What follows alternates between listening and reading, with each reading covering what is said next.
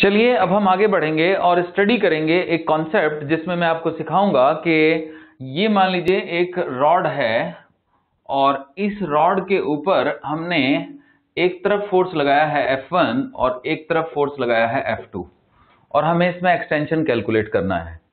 यानी एक तरीके से we have to calculate extension in a wire stretched by unequal forces. Okay, तो बच्चों अब हम देखते हैं कि हम इसमें कैसे एक्सटेंशन फाइंड कर पाएंगे। तो दिस इज ए रॉड और wire stretch by unequal forces. तो जब अनइक्वल फोर्सेस से स्ट्रेच होगी तो निश्चित रूप से ये मोशन में भी होगी। तो अगर मैं यहां पे कोई भी क्रॉस सेक्शन कंसीडर करूं, मान लीजिए ये x डिस्टेंस पे मैंने एक क्रॉस सेक्शन कंसीडर किया, तो यहां पे टेंशन T है। तो बच्चों मैंने आपको सिखाया हुआ है कि हम लिख सकते हैं T इज इक्वल टू इधर का मास इंटू ये वाला फोर्स यानी कि x इंटू F1 और ये वाला जो मास है वो हो जाएगा L माइनस एक्स। मान लीजिए इसकी पूरी लेंथ L है, सो L minus x into F2 divided by total mass. अब आप कहेंगे सर बोल तो आप मास रहे हैं, लिख आप लेंथ रहे हैं। तो एक्चुअली मैं एज्यूम कर रहा हूं कि मास पर यूनिट लेंथ जो है वो टर्म कट गई और mass is proportional to length. So this is the formula for tension. अब ये जो टेंशन का फॉर्मूला है ये मैंने डायरेक्ट कर दिया है, तो अभी मैं आपको प्रॉपर्ली भी बता दूंगा, तो शॉर्ट में हो जाएगा ये। अब अगर यहां पे टेंशन है तो मैं यहां पे एक छोटा सा क्रॉस सेक्शन कंसीडर करता हूं, ठीक है बच्चों। तो इसमें टेंशन इधर T है तो यहां पे टेंशन इधर T प्लस dt होगी। तो मैं इस dt को इग्नोर कर देता हूं, let us ignore it. Okay, तो दोनों तरफ TT टेंशन हो गई। मान लीजिए ये पोर्शन जो है इसकी लेंथ dx है, तो dx पोर्शन में जो खिंचाव आएगा वो d delta. So extension in the element, okay, so I am saying it d delta. Extension in the element is d delta which is actually you can say T into dx upon A into y, where A is area and y is Young modulus। T की ये value डाल देते हैं। So d delta is x into F1 plus L minus x into F2 divided by L into A into y into dx। Okay बच्चों, अब मुझे अगर net extension चाहिए तो मैं इसको इंटीग्रेट कर दूंगा और x की लिमिट में ले जाऊंगा 0 से लेके L तक। तो delta will be actually 1 upon a y L integration x into F1 plus L minus x into F2 bracket dx and the limit goes from 0 to L। Okay, तो अब जब मैं ये करता हूं तो नेट एक्सटेंशन मेरा आ जाता है 1 अपॉन a y L।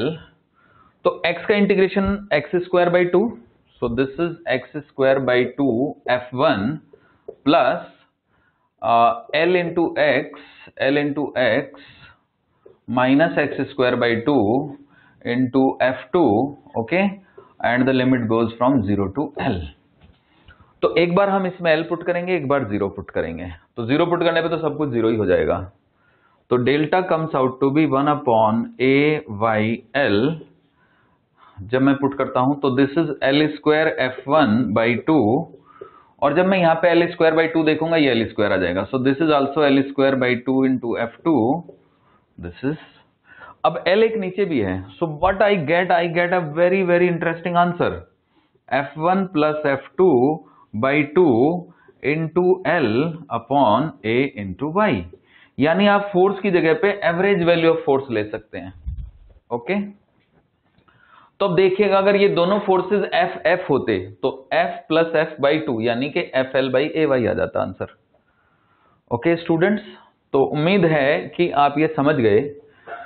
अब अगर आप सोच रहे होंगे कि ये डायरेक्ट कैसे लिख दिया मैंने, तो वैसे तो लॉज ऑफ मोशन में मैंने पढ़ाया था, बट मान लीजिए कि आप भूल गए हैं तो फिर मैं आपको दोबारा बता देता हूं, ठीक है। तो चलिए बताता हूं कि टेंशन कैसे निकलेगी इसमें, right. So I am going to rub it.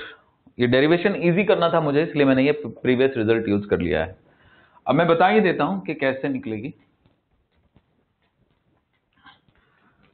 वैसे तो बड़ा मजेदार मेथड है, ये वाली लेंथ इंटू ये वाला फोर्स, ये वाली लेंथ इंटू ये वाला force, divided by total length. तो अब अगर मैं मास की तरह से करूं तो मैं इसको कहूंगा ये एक मास है और ये एक और मास है।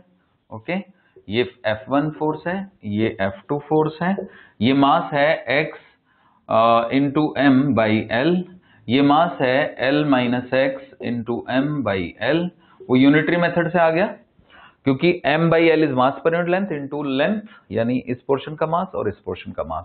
अब मान लीजिए पूरा सिस्टम जा रहा है a एक्सेलेरेशन से इस तरफ, तो हम एक्सेलेरेशन की वैल्यू लिख सकते हैं F1 minus F2 divided by m। बहुत ही सिंपल, मतलब जब हम दोनों को ऐड करेंगे तो मास ही आ जाएगा m। यहां पे टेंशन T है बच्चों, तो अगर मुझे यहां पे T चाहिए, so I can say T minus F2 is equal to mx by L into A. So T minus F2 is equal to mx by L into F1 minus F2 by m. M will get cancelled. ठीक है?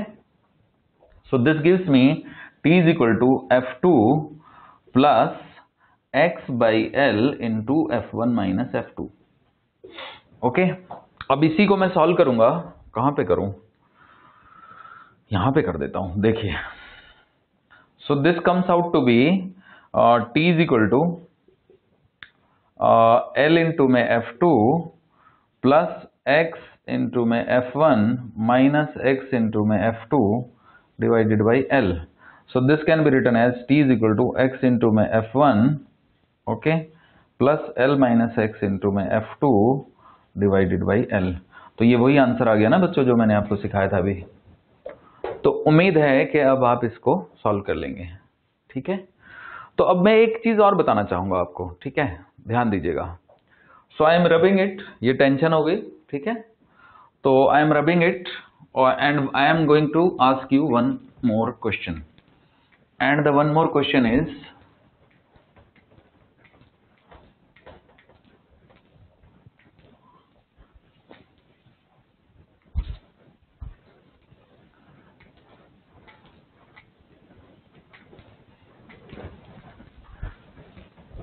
कि ये एक table है। Okay,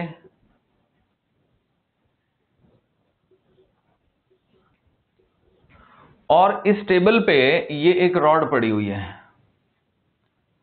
बड़ी table है, बहुत बड़ी। हमने इसको F फोर्स लगा के खींच दिया है। रॉड की लेंथ L है, एरिया इसका A है, यंग मॉडुलस इसका Y है। तो find extension in the rod. तो बच्चों मोस्ट ऑफ द बच्चे इस क्वेश्चन को गलत करेंगे और वो कहेंगे 0, जबकि सही जवाब 0 नहीं है। तो अभी अभी मैंने आपको सिखाया कि डेल्टा इज इक्वल टू दोनों तरफ का force F1 plus F2 by 2। अब एक तरफ तो 0 फोर्स है, एक तरफ F फोर्स है, तो 0 plus F by 2 into L upon A into Y, यानी जो एक्सटेंशन आएगा वो आएगा FL बाई 2AY। So this is the extension. I hope आप समझ गए। बहुत ही मजेदार क्वेश्चन है बच्चों, वो मैंने सिखाया ही आपको इसलिए ताकि आप ये सीख सको। एक और बताता हूं मैं आपको इंपॉर्टेंट चीज, देखिएगा।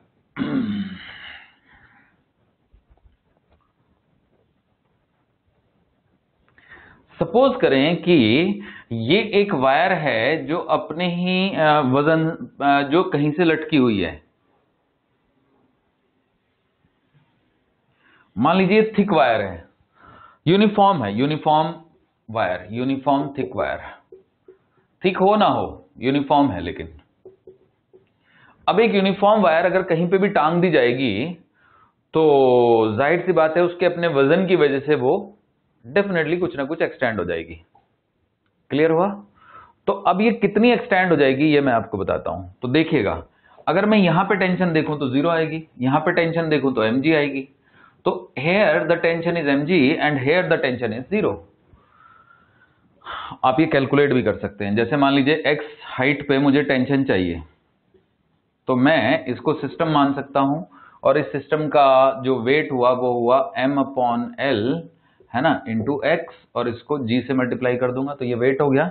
तो ये सिस्टम है और इसका वेट नीचे को लग रहा है mxg बाई l। अब टेंशन ही तो इसको बर्दाश्त करेगी, तो टेंशन का फॉर्मूला आ गया बच्चों mxg बाई l। आप देख सकते हो कि अगर मैं x को 0 पुट करूं तो टेंशन 0, x को मैं mg पुट करूं तो टेंशन mg, मतलब x को L पुट करूं तो टेंशन mg, तो टेंशन इसमें 0 से लेके और mg तक इंक्रीज कर रही है। अब पीछे जो मैंने केस बताया था टेबल वाला, तो उस टेबल में जो रॉड होगी, तो रॉड पे जो टेंशन होगी ना बच्चों, वो 0 से लेके मतलब F तक इंक्रीज करेगी। अगर इधर फोर्स F लग गया तो यहाँ पे टेंशन F होगी और यहाँ पे 0 होगी। तो जिस तरह से रॉड वाला केस था, ठीक उसी तरह से ये वाला केस है, और इसमें हम एक फोर्स 0 ले लेंगे यहाँ पे और एक फोर्स यहाँ पे mg ले लेंगे और आंसर निकाल देंगे, F की जगह पे mg डाल देंगे और आंसर आ जाएगा हमारा extension is equal to mg into L upon 2a into Y. अब आप कहेंगे कि सर हमने देखा ही नहीं है किसी वायर में लंबाई बढ़ते हुए, अगर हम उसको टांग दे तो बिकॉज अगर आपने वायर देखी होगी तो स्टील की देखी होगी, तो स्टील का यंग मॉडुलस बहुत बहुत लार्ज होता है। क्लियर? तो कितना होता है मैं बता देता हूं आपको। तो स्टील की जो वायर है उसका यंग मॉडुलस है स्टील के लिए around y is equal to 200 into 10 raise to the power 9 newton per metre square. तो इतना ज्यादा यंग मॉडुलस अगर होगा स्टील वायर का, तो जाहिर सी बात है कि ये जो टर्म है ये डोमिनेट कर देगी इसको, डेल्टा बहुत छोटा हो जाएगा। Is that okay students? So this delta will become so small. तो इस वजह से हमें आमतौर से जब हम एक वायर को लटकाते हैं तो उसकी लंबाई में बढ़ोतरी हमें महसूस नहीं होती। ओके